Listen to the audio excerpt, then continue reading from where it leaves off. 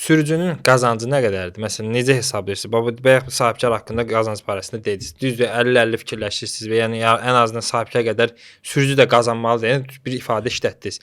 Yəni burada bir hansı bir özəlliyi varmı məsəl üçün? Mənim fikrimə görə, yəni mənim iş prinsiplərimə görə sürücü də sahibkar qədər qazanmalıdır.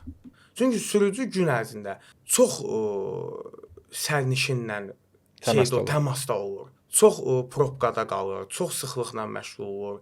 Bugün şəhərdə hər yanda kameralar, müştərinin tələbi, müştəri də sözsüz ki, eləsi olur, bilmir, eləsi olur, qərəzli olur. Məsələn, burada saxla, burada düşəcəm, müştəri deyir. Konumu burada vurmuşam. Sürücü saxlayır 80 manat 2 bal. Yəni sürücü neynəsin? Müştərini saxlamasını müştəri şikayət bildirir ki, sürücü yaxşı sürücü deyil idi. Artıq bunun reytinqi düşür. Buradan saxlayır, oradan kamera çəkir bunu. 80 manat 2 bal bu ruhdan düşür. Ona görə düşünürəm ki, sürücü də sahibkar qədər qazanmalıdır. Hətta mən deyirəm sahibkardan mənim şərtlərimlə, yəni hesablasaq, indi o şərtləri kamera arxası hesablayarıq. Ya da indi yəqin ki, bu videolar mənim sürücülərimin də qabağına çıxar. Hesablayanda sürücülər sahibkardan çox pul qazanır.